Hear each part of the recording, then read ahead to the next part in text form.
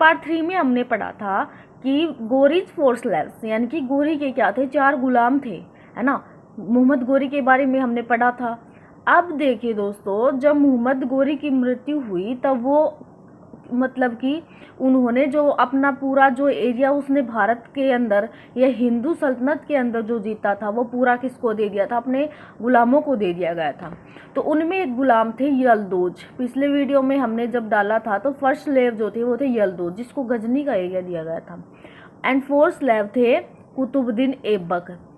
तो दोस्तों, मोहम्मद गोरी जब थे, उनकी मृत्यु हुई, तब यलदोज ने अपने आप को सम्राट घोषित कर दिया था। सम्राट घोषित करने के कारण कुतुबुद्दीन ऐबक ने उस पर क्या कर दिया, आक्रमण कर दिया।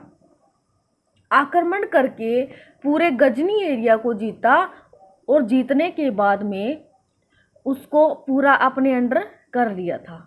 यही कारण है कि दिल्ली सल्तनत की स्थापना हुई, क्योंकि ये जो जितने भी मोहम्मद गोरी, मोहम्मद गजनवी, उनका मुख्य उद्देश्य क्या था, भारत से धन लूटना या फिर भारत को केवल आपने अंडर करना ही था, है ना। उनका मुख्य उद्देश्य ये नहीं था कि भाई वो आए और यहाँ पर क्या करे, राज करें। लेकिन कुतुबुद्दीन ऐबक ने अपने अलग से अब दिल्ली सल्तनत की क्या की थी, स्थापना की थी यहाँ पे।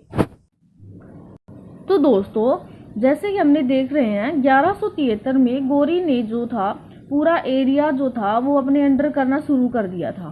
वो क्यों क्या था, जब बैरम खान ने उनके भाई को बंदी बनाया था तब उसके रिलेट होकर के उसने क्या किया था, पूरे मतलब कि अपने आप को क्या था, सल्तनत के अंदर रख लिया था कि भाई मैं भी क्या करूँगा, अभी मोहम्मद गजनवी के बाद में मैं भी यहाँ पर राज करूँगा, है ना। पूरा गजनी साम्राज्य अपने अंडर किया था। सबसे पहले सिंध साम्राज्य अपने अंडर किया था। फिर उसके बाद में उसने दूसरे नंबर पे या फिर पहले नंबर पे कह सकते हैं, क्योंकि ये तो ये अपने भाई के लिए क्या था, उसने गजनी साम्राज्य के ऊपर। तो फिर बाद में उन्होंने जीता था गंगा दोआब को। कब जीता था, 1192 1194 में, है ना। आक्रमण क्या था, और पिछले वीडियो में हमने देखा था 1191 1192 में युद्ध हुआ था, त्राइन का प्रथम व द्वितीय युद्ध, है ना। उसके बाद में उन्होंने गंगा दोआब को जीता था। फिर उन्होंने गुजरात को जीता था। पूरे गुजरात जो एरिया है वो 1197 में पूरा एरिया उन्होंने जीत लिया था। 1202 में कालिंजर, महुआ व खाजुराहो जो भी इलाके थे, सभी इलाकों को क्या कर लिया था, अपने अंडर कर लिया था। फिर 1204 के अंदर हमने देखा था कालिंजर का अभियान उनका अंतिम अभियान माना जाता है, जिसे खूंखार जाति के खिलाफ ये अभियान था। 1206 में मोहम्मद गोरी की मृत्यु हो जाती है, और मृत्यु के बाद में उन्होंने उनके शासक जो बनते हैं वो यलदोज को हरा करके, गजनी के शासक यलदोज जो थे उनको हरा करके कुतुबुद्दीन ऐबक ने अपने दिल्ली सल्तनत की क्या कर दी थी, स्थापना की थी। अब जैसे कि आप देख पा रहे, मोहम्मद गोरी के क्या थे भाई, ये स्लेव थे। मोहम्मद गोरी के स्लेव होने के कारण इन्होंने अपने साम्राज्य का जो नाम रखा था, डायनेस्टी का जो नाम रखा था वो था स्लेव डायनेस्टी या फिर गुलाम वंश। ये वंश जो था दोस्तों, ये 1206 से 1290 तक चला था। कब तक चला था, 1290 तक चला था, है ना। और आगे जैसे आप देख पा रहे हैं 1290 से 1256 के बीच में ये जो है यहाँ पर क्या है भाई, पूरा ये जो 4 वंशों ने क्या किया था, शासन किया था, वो हम आगे की वीडियो में देखेंगे। और 1226 के अंदर किसकी स्थापना हो जाती है, वो हो जाती है मुगल वंश की स्थापना। ये आगे वाले वीडियो में हम देखेंगे। तब तक हम पढ़ रहे हैं दिल्ली डायनेस्टी या फिर दिल्ली सल्तनत। आगे दोस्तों हम थोड़ा सा सल्तनत एरा के बारे में देखते हैं कि किस किस ने कब कब तक शासन किया था। जैसे कि हम बोलते हैं कि किन किन वंशों ने इन पे शासन किया था। तो फर्स्ट वंश हमने देख लिया था, कौन सा था, स्लेव डायनेस्टी, जो कि 1206 से 1290 तक चला था। कुतुबुद्दीन ऐबक जो थे उन्होंने इस वंश की स्थापना की थी, है ना। इसमें ऐबक आते हैं या फिर इल्तुतमिश, ये लोग इनमें आते हैं। सेकंड थे खिलजी डायनेस्टी। खिलजी डायनेस्टी 1290 से 1320 तक चली थी, और दोस्तों ये सबसे छोटी डायनेस्टी मानी जाती है, यानी कि सबसे कम वर्षों तक इन्होंने शासन किया था। थर्ड है तुगलक। तुगलक जो लोग थे उन्होंने 1320 से 1414 तक क्या किया था, शासन किया था। ये सबसे लंबी मानी जाती है। अब ये तीनों जो थे दोस्तों ये तुर्किस थे, यानी कि तुर्क लोग थे। जैसे कि हम पहले भी देख पा रहे थे, हम जो भी मोहम्मद गोरी के बारे में पढ़ रहे थे, मोहम्मद गजनवी के बारे में पढ़ रहे थे, ये सभी क्या थे, है ना, तुर्क आक्रमणकारी थे। तुर्क जो लोग थे ये सभी। फिर चौथा जो है, फोर्थ जो डायनेस्टी है वो है सैयद। सैयद वंश जो है वो दोस्तों अरबी वंश से संबंधित माना जाता है। ये वो अरबी वंश था जो क्या करता था दोस्तों, आक्रमण करता था और लूट करके सब कुछ ले जाता था। लेकिन ये वंश जो था ये क्या कर दिया था, इसने भारत के अंदर पूर्ण रूप से अपने साम्राज्य की स्थापना यहाँ पर कर ली थी।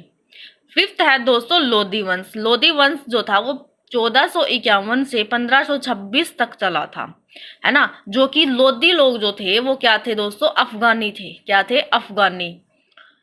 अब जैसा कि हम देख पा रहे हैं कितने लोगों ने सल्तनत एरा के अंदर कितने डायनेस्टी जो थे वो थी 5 dynasty. First, slave, Khilji, Tughlaq, Syed and Lodhi's. ये डायनेस्टी जो थी वो पूरा इन्होंने क्या किया था, शासन किया था।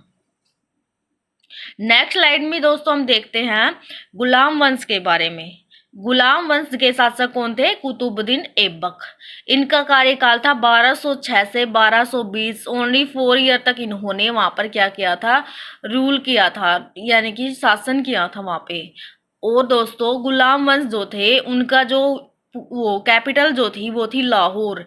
जैसा कि हमने पीछे देखा था पिछले वीडियो में, दिल्ली और लाहौर का एरिया मोहम्मद गोरी ने किसको दिया था, वो दिया था कुतुबुद्दीन ऐबक को, और यलदौज को दिया था गजनी का एरिया। अब देखिए, अब आगे दोस्तों जैसे कि हम देख पा रहे हैं गुलाम वंश के अन्य नाम कौन कौन से हैं, तो वो है मामलुक वंश।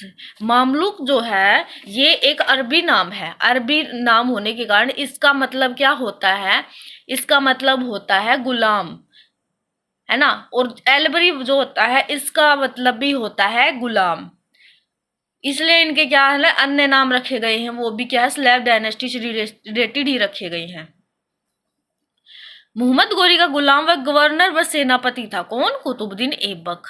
यह फारसी बंदरगाह पर खरीदा गया था, यानी कि इसको दोस्तों खरीदा गया था। खरीदा गया कैसा था, इनको जो था वो पहले बोलते हैं कि किसी को जब गुलाम जो होते थे ना उनको रुपयों में जो अच्छा लगता था उनको गुलाम के रूप में रुपयों के अंदर कौड़ी जो कहते थे उनके अंदर खरीद लिया जाता था।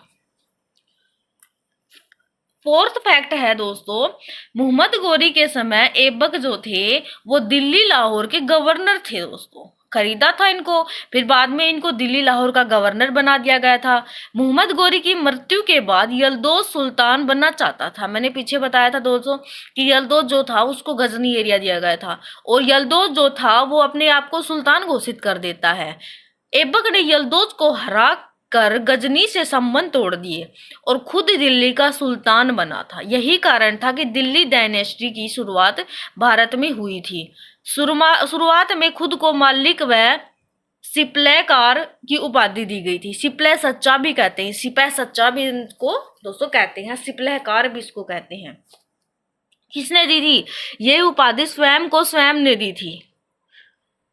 अब देखिए दोस्तों, आगे देखिए दोस्तों, अब इनके टाइटल्स के बारे में बात करते हैं। टाइटल में इनको लाख बख्श भी कहा जाता है, पीर बख्श भी इनको कहा जाता है, मलिक व सिपह सच्चा, जो कि दोस्तों इन्होंने खुद को ये उपाधि दी थी। ऐबक जो है, जैसे कि हम बोलते हैं कुतुबुद्दीन ऐबक, तो ऐबक इनका नाम नहीं था दोस्तों, ये उनका टाइटल था जो मोहम्मद गोरी ने इनको दिया था, जिसका अर्थ होता है विश्वास या ईमानदार। पांचवा जो था वो दोस्तों इन्होंने उपाधि दी गई थी इनको हातिम की, जो हातिम का अर्थ होता है गरीबों के प्रति दया करने वाला। छठी उपाधि, सिक्स जो उपाधि थी, टाइटल था, वो था कुरान खान या रुवा, यानी कि कुरान का अच्छा उच्चारण करने वाला व्यक्ति। क्योंकि दोस्तों कुतुबुद्दीन को ऐबक को माना जाता है कुरान की सबसे अच्छी क्या करते थे, उच्चारण करते थे। अब देखिए दोस्तों, उनकी कोर्ट पोइट जो है या फिर उनके जो यानी कि दरबारी कवि, अब इनको दरबारी कवि थे दोस्तों 3, जिनके नाम है मिनहाज उस सिराज, जिन्होंने दोस्तों पुस्तक लिखी थी जिसका नाम था तबकात ए नासरी। ये नाम आपने कभी ना कभी जरूर सुने होंगे। सेकंड जो थे वो थे हसन निजमिस, इन्होंने लिखा था ताज उल मिस्र या ताज उल मिस्र। ये जो थे वो first official book express Delhi सल्तनत हिस्ट्री, यानी कि ये जो बुक थी ये दिल्ली डायनेस्टी के बारे में पूरा एक्सप्लेन करने वाली फर्स्ट बुक मानी जाती है दोस्तों। थर्ड है फखरुद्दीन, इन्होंने लिखी थी तारिख ए मुबारक शाही। ये दोस्तों नाम आपने काफ़ी बार सुना होगा, तारिख ए मुबारक शाही। अब आगे देखें दोस्तों, अब इनके थोड़े से साम्राज्य के बारे में देख लेते हैं मैप के जरिए। अभी देखिए ये पूरा जो आपको दिखाई दे रहा है यहाँ पर एरिया अहिलवाड़ा जो था उनको उस पर क्या किया था दोस्तों, मोहम्मद गोरी ने युद्ध किया था ना अहिलवाड़ा के अंदर। जब आला और उदल, हमने पहले पढ़ा था कि आला और उदल जो थे वो काफ़ी वीर व्यक्ति थे। 1197 में क्या किया था दोस्तों, इस पे क्या किया था, हमला किया था। अब ये दोआब क्षेत्र आपको दिखाई दे रहा है ब्लू के अंदर, जो गंगा का जो क्षेत्र होता है यहाँ को, इसको जीता था 1192 से 1194 के अंदर, है ना। फिर इन्होंने जीता था खाजुराल, महुआ और कालिंजर को, जो कि भारत के बिल्कुल मिडल में पड़ते हैं, जो कि वर्तमान में हमारा उत्तर प्रदेश और ये हमारे राज्य हैं। जैसा कि आप देख पा रहे हो यहाँ पर क्या है, गजनी, ये यहाँ पर गजनी है, ये मुल्तान है, ये पूरा एरिया है गुरीद एम्पायर। कौन सा एम्पायर, गुरीद एम्पायर, जो पहले वीडियो में हमने देखा था। बाद में इसको जीते जीते मोहम्मद गोरी ने अपना अंडर में कर लिया था। अब देखिए बाद में क्या हुआ दोस्तों, ये पहले एरिया मामलुक सल्तनत जो थी वो इस प्रकार से थी, मुल्तान, लाहौर, दिल्ली, बनारस, है ना, गौर। अब ये ठट्टा जो है ये पूरा एरिया किस में आता था, मामलुक सल्तनत के अंदर आता था पहले, जो कि बाद में ये अभी देखिए ये क्या कर रखा है, इन्होंने पूरा अपने अंडर कर लिया था। अहिलवाड़ा, कालिंजर, है ना, ये पूरा क्या कर लिया था, अपने अंडर कर लिया था मोहम्मद गोरी ने, है ना।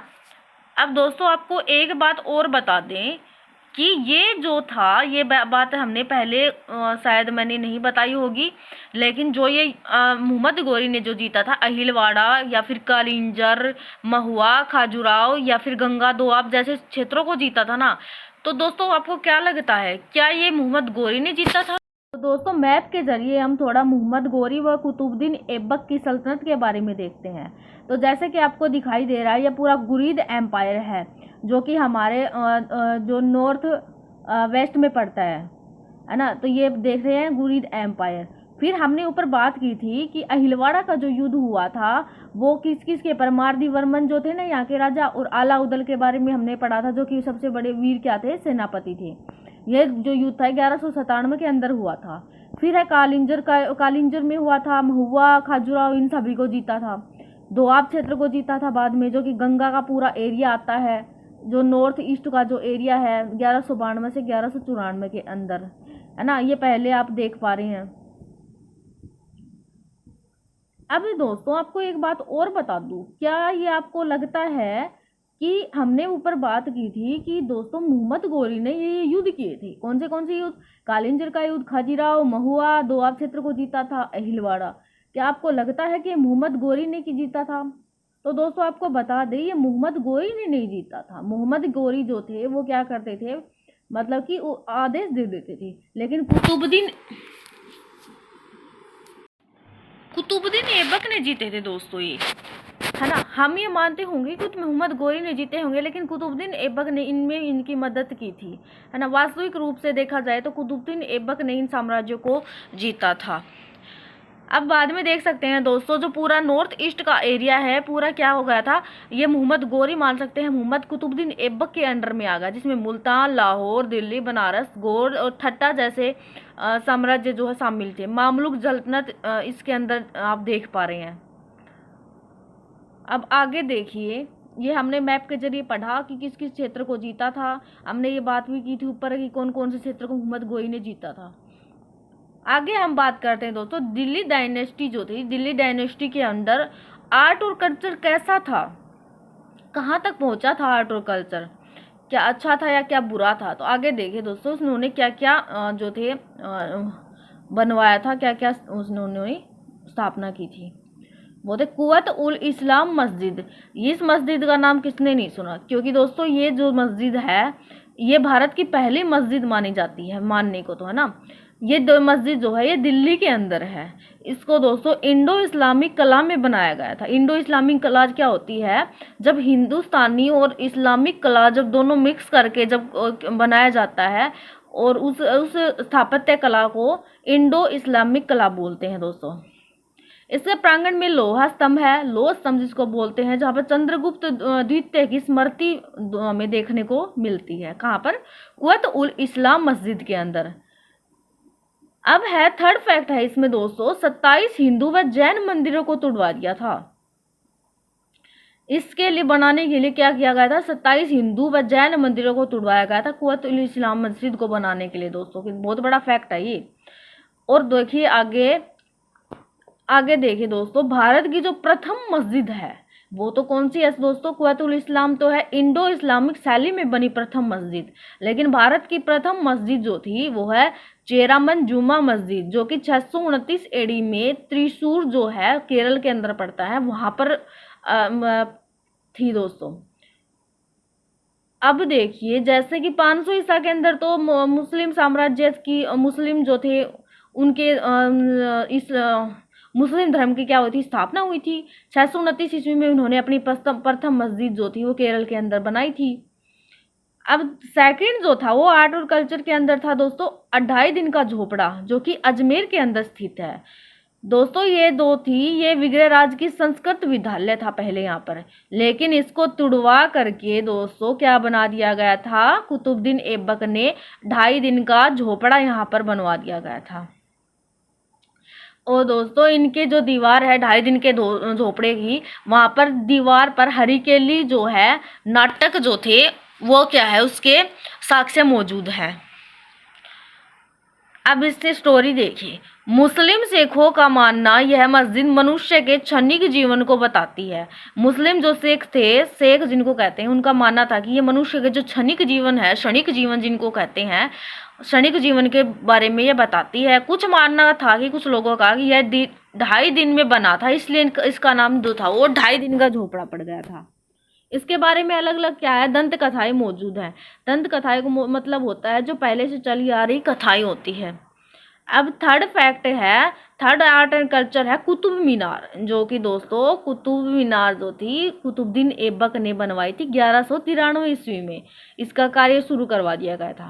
मोहम्मद गोरी की जीत की खुशी में दोस्तों ये ऐबक ने बनवाया था। अब दोस्तों मोहम्मद गोरी का जो जितनी भी जीत थी, जितने भी वो चीज़ों में विनर हुआ था, उसके पीछे कहीं ना कहीं कुतुबुद्दीन ऐबक का हाथ जरूर था। कुतुबुद्दीन ऐबक जो था, इसी कुतुब मीनार को विक्ट्री टावर भी बोलते हैं। इस समय ऐबक जो थे मात्र गोरी के गवर्नर थे। हमने ऊपर पढ़ा था ना, ये कि क्या थे, गोरी के गवर्नर थे। पहले क्या थे, इनको कोड़ी के अंदर खरीदा गया था, है ना। सेकंड देखिए, जाम मीनार भी इसको कहते हैं, ये अफगानिस्तान के अंदर थी। ऐबक को यहाँ से इसकी प्रेरणा मिली थी। जाम मीनार जो थी अफगानिस्तान के अंदर तो थी, इससे इसको प्रेरणा मिली थी, इसलिए इन्होंने कुतुब मीनार का निर्माण करवाया था।